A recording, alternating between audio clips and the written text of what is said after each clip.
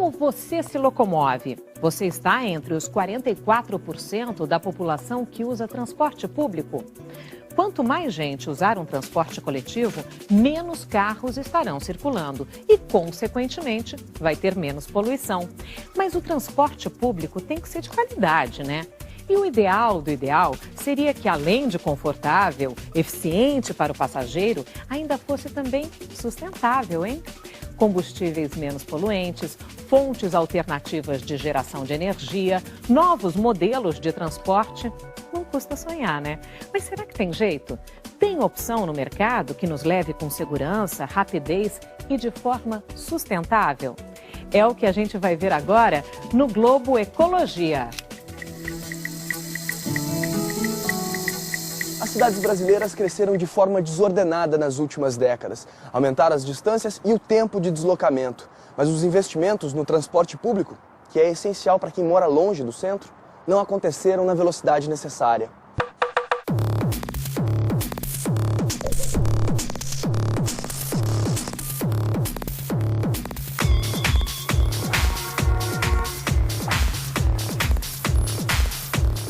Em termos de planejamento urbano a longo prazo, venceram os automóveis. A paisagem, as ruas e as avenidas foram invadidas por carros, atrapalhando a mobilidade dos pedestres, das bicicletas e do próprio transporte público. Esse problema foi apresentado em diversos documentos durante a Rio+20. Entre eles, uma constatação alarmante citada pela Islocat, uma parceria internacional que reúne 50 organizações envolvidas com a sustentabilidade do transporte. Nas últimas décadas, nós tivemos um grande aumento na frequência das viagens que fazemos, tanto a negócios, lazer, transporte de cargas, quanto em relação aos deslocamentos nas grandes cidades. O setor apresenta atualmente a maior taxa de crescimento anual das emissões dos gases de efeito estufa. Os congestionamentos pioram também a qualidade do ar com outros gases que fazem mal à saúde. Entre milhões de litros de combustível, buzinas e reclamações, há ainda muitas histórias de vidas sendo desperdiçadas pelo trânsito, em atropelamentos e outros acidentes. Será que o nosso sistema de transporte está doente? O Brasil é um país muito jovem, muito novo. O Brasil começa a pensar nessa questão de mobilidade agora, né? Nunca se pensou.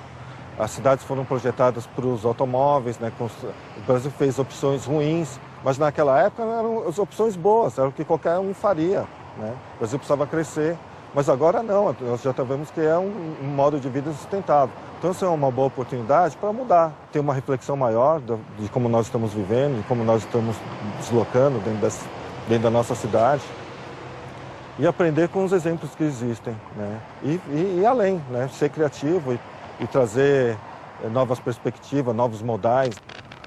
Mas sabe qual é o modo de transporte mais utilizado nas grandes cidades brasileiras? O transporte não motorizado, principalmente o sapato. Mas há também outras variações, como bicicletas, skates ou também patins. Eu ando por lazer com os amigos e uso também como meio de transporte. E bicicleta, assim, também acho super legal, corta um trânsito bem melhor. Você não tem estresse e é mais exercício. Eu ando até a academia, ando até o treino, ando pro meu trabalho, ando em tudo. A caminhada é uma opção saudável e gratuita para complementar os deslocamentos. Em muitas situações, dá para chegar até mais rápido andando, desde que o terreno seja seguro para o pedestre. Pelo visto, as nossas calçadas não estão ajudando muito.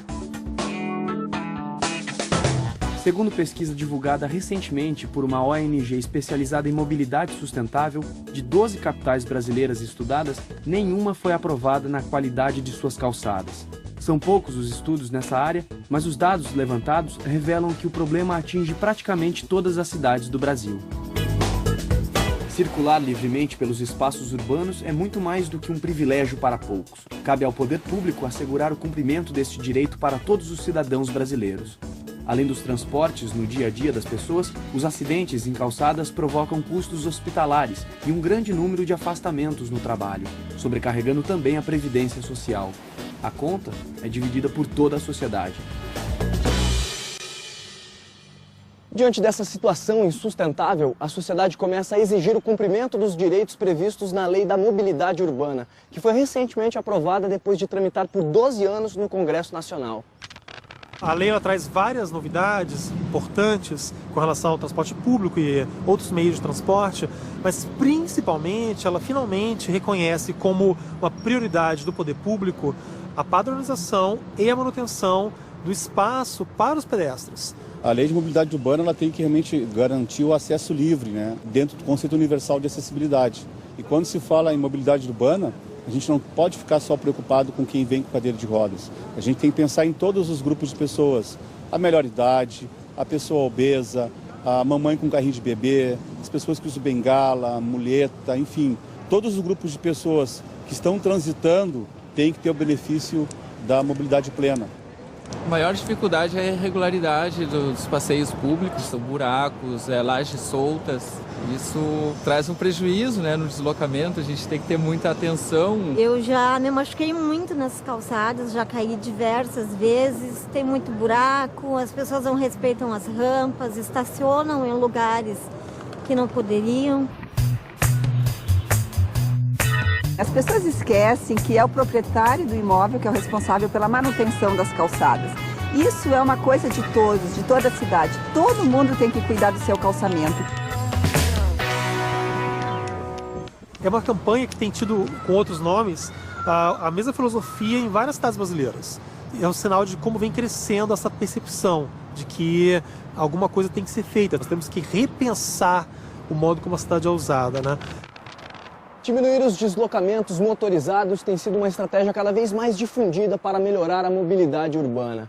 Uma bicicleta, por exemplo, pode te levar até 4 vezes mais rápido do que se você for andando. Nos horários de pico, as bikes ganhariam qualquer corrida aqui em São Paulo. Pedalando dá para alcançar uma média de 14 km por hora, quase o dobro da velocidade dos carros nos congestionamentos, que é de apenas 8 km por hora. A mesma velocidade de uma galinha atravessando a rua. Eu acho que, na verdade, em São Paulo deveria ser um caos sair de carro, e não uma boa. É melhor o transporte público melhorar do que essas novas invenções de faixa de pedestre aumentada, o pedágio mesmo, porque não vai adiantar, porque o brasileiro acostumou com o comodismo. Nós temos que nos condicionar a isso, com a faixa exclusiva, a faixa do ônibus, do motociclista, e estamos caminhando para a faixa exclusiva do ciclista, né? Vale nós brasileiros nos educarmos para tal, porque econômico, não exala CO2 e você sai do sedentarismo. Eu sou o que eles chamam hoje de commuter, né? Onde eu posso largar meu carro, trancar e ir de bike, eu vou de bike.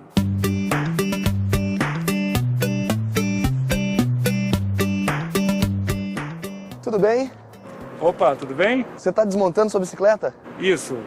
Pegar o metrô aqui. E você anda sempre de bicicleta por São Paulo? Bastante. Para o deslocamento com uma bicicleta, qual é o limite assim de distância? Para quem não está acostumado a pedalar, até uns 7 km a bicicleta vai legal. A associação da bicicleta, um transporte individual com um transporte coletivo, eu acho que seria o ideal para a gente. É o perfeito. E assim, o que precisa, tá, é os motoristas respeitar a gente. Aí a bicicleta vai dominar não só São Paulo, mas o Brasil.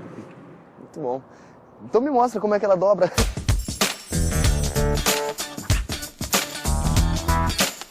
Em uma só vaga de carro cabem 42 bicicletas dobráveis, que também podem ser levadas nos trens, ônibus e metrô.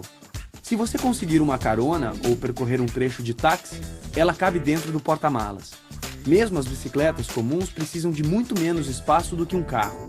Engrossando os congestionamentos e estacionando nas ruas, os automóveis ocupam a maior parte da área urbana. A solução é simples. Transformando os nossos hábitos e a maneira como os espaços públicos são distribuídos, uma nova cidade começa a surgir. Hoje, nas cidades mais desenvolvidas, está tendo uma restrição muito grande de automóveis nos grandes centros, né? Então está se restringindo num conceito que eles chamam de gerenciamento da mobilidade, né?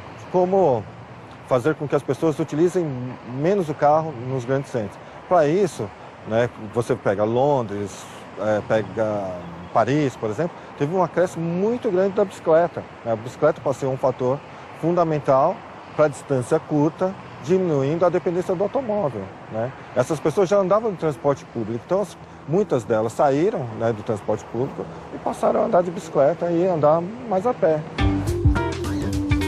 As bicicletas podem ser integradas com os outros modais de transporte. Em várias capitais europeias, como Amsterdã, por exemplo, quase metade da população utiliza as bicicletas para se locomover até as estações de trem. Depende apenas das cidades, incluindo, claro, o poder público, as empresas e também as pessoas quererem se adaptar. Eu acho que se o trajeto for de até 10 quilômetros, pedalar é a melhor opção. Sem barulho, com menos poluição e mais qualidade de vida nas ruas. Nas grandes cidades brasileiras, a maior parte da população não consegue ser atendida pelo transporte público sempre que precisa e gasta, em média, 1 hora de trânsito para se deslocar até o trabalho. Nas capitais mais populosas, como São Paulo, Salvador e Rio de Janeiro, o mesmo percurso pode levar 1h30 ou mais. Neste caso, as pessoas gastam ao longo de um ano pelo menos 17 dias de suas vidas nos congestionamentos. Você já parou para pensar nisso? Quanto tempo você leva para chegar no trabalho, mais ou menos? 1h30, 2 horas. Isso de ônibus? De ônibus. Se você fosse de carro, seria o quê? Mais tempo ainda. Mais tempo ainda? 3 horas e meia. Você já pensou em usar a bicicleta para ir para o trabalho? Já. Tô pensando nisso agora. Tem pouco tempo, sério. Porque algumas estações já tem bicicletário, né? Que você pode deixar a bicicleta lá, as estações de metrô. Apesar de eu ter um pouco de medo de andar de bicicleta aqui em São Paulo. Porque não tem muita ciclovia, então eu fico com um pouco do pé atrás. Como é que você vai para o trabalho, geralmente? Eu vou de ônibus todos os dias. Você já pensou em ir de bicicleta? Eu ia de bicicleta quando eu trabalhava mais próximo de casa, mas agora a distância me impede e tem uma parte do caminho que tem túnel e como o motorista não respeita o ciclista, ainda mais numa rua sem infraestrutura, fica bem difícil. Agora eu vou propor um desafio para a equipe de produção do Globo Ecologia. Vocês vão de van e eu vou de ônibus pelas faixas exclusivas. Vamos ver quem chega primeiro? Durante a Rio+20, a Conferência das Nações Unidas, 8 bancos multilaterais de desenvolvimento assinaram um compromisso de 175 bilhões de dólares para melhorar a mobilidade urbana em diversos países, incluindo o nosso Brasil. A medida deve estimular a utilização de transporte público, incluindo sistemas mais eficientes e confortáveis. Porém, nós precisaremos de outras mudanças ainda mais radicais. Várias experiências realizadas fora do Brasil comprovam a necessidade de se inverter a lógica atual, reduzindo o uso de veículos particulares em favor dos sistemas coletivos de transporte. E você, vai encarar essa mudança? A ideia de reservar faixas exclusivas para privilegiar a circulação de ônibus surgiu inicialmente em Curitiba, na década de 1990, e depois passou a ser adotada no mundo inteiro, através dos sistemas BRT. BRT? BRT, não. BRT? Não sei. BRT significa Bus Rapid Transit, né? Sistemas de transporte públicos rápidos. A principal característica é o uso de plataformas especiais de embarque e pistas reservadas. O sistema de rastreamento por GPS permite que os usuários calculem melhor a duração da viagem, utilizando diferentes prioridades de passagem entre as estações. O sistema de BRT tem reduzido as emissões, não só através de um diesel melhor, mas porque o sistema ele racionaliza, né, todo o sistema de transporte. Em corredores de ônibus segmentados, com a tarifação fora, né, do ônibus. Então você tem uma quantidade de ônibus andando mais, levando muito mais pessoas, com maior eficiência. Nas faixas exclusivas aos ônibus circulam muito mais pessoas por hora do que numa faixa para carros. Tem que copiar os modelos de corredores que funcionam. Nova York, por exemplo, você não tem só uma pista para ônibus, você tem 2. O ônibus ele não pode ficar parado em linha atrás de um outro ônibus que está parado no ponto. Se ele não tem o passageiro que vai parar, ele tem que poder seguir o fluxo dele. A partir do momento que você pensa em uma forma de fazer com que o transporte coletivo ande mais rápido do que os carros, a pessoa vai pensar 2 vezes antes de sair de carro de casa. Ela vai, acredito eu, que ela vai pensar, putz, se eu vou chegar no meu trabalho ou aonde for mais rápido sem o carro, eu vou sem o carro. Ele só vai usar o carro em última hipótese, né? Para ser assim, pelo menos. Para cada real aplicado nos sistemas de transporte público, são gastos outros R$ 8,00 em subsídios e incentivos voltados para a utilização de carros e motocicletas. Porém, o excesso dos veículos particulares nas ruas provoca prejuízos para a maioria da população, que anda a pé, de bicicleta ou usa o transporte coletivo. As pessoas vão ter que trabalhar com essa realidade, de que as pessoas precisam se deslocar, que as pessoas precisam andar bem, de que hoje o tipo de combustível que nós utilizamos é um combustível que é ruim para a população, é ruim para a vida do planeta, nós não temos outra alternativa. Então, eu acho assim, tem um campo incrível para a gente trabalhar, para a gente estudar, para a gente sentar juntos, que é a questão da mobilidade urbana sustentável, né? E tudo isso está à disposição de todas as pessoas, porque a mobilidade urbana não é feita só por gestores ou dentro das universidades, pelos engenheiros, arquitetos. A mobilidade urbana é pensada pelas pessoas que vivem nela. Não existe uma cidade no mundo que tenha mudado só pela gestão.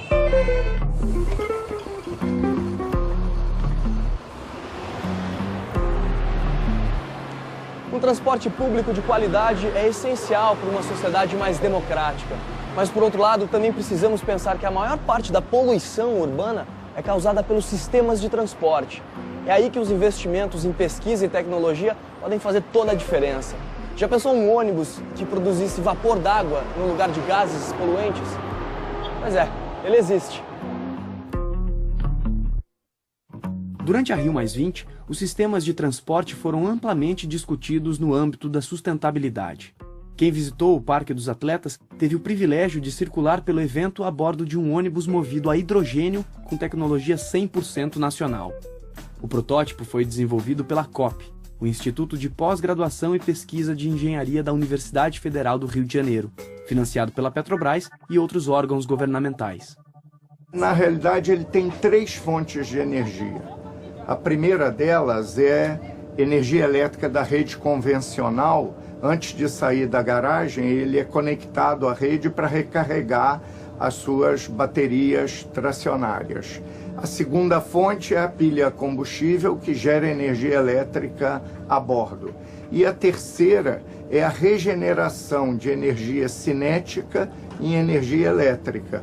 Ou seja, toda vez que o motorista desacelera ou pisa no acelerador, o freio é regenerativo. Quer dizer que essa energia do movimento que o veículo tinha é transformada em energia elétrica e armazenada a bordo para uso. Isso é muito diferente, mais confortável, mais fácil. É só apertar o botão e acelerar suavemente. Não dá tranco nenhum e nem faz barulho, né? Não tem barulho nenhum e, além disso, ainda pude usar o meu celular com internet gratuita. Seria ótimo para a saúde da população também, porque ele é zero poluente. Tudo quanto é inovação, né, leva um certo tempo para ser comercial, porque você tem que ter escala. Então, esse ônibus ele precisa de estação onde tenha fornecimento de hidrogênio, fornecimento de energia. E o que nós mais queremos é vê-lo sendo utilizado pelas ruas do Rio e de outras cidades do Brasil. Por isso que um sistema de transporte planejado é tão necessário. Agora, a questão principal não é se a gente prefere ir a pé, de ônibus, de teleférico, de barca, de bicicleta ou até mesmo de carona. O mais importante é que a gente não perca tanto do nosso tempo no trânsito parado. Um direito básico pelo qual todos nós deveríamos lutar. Olha a equipe aí. Vocês demoraram, hein? Ô, louco!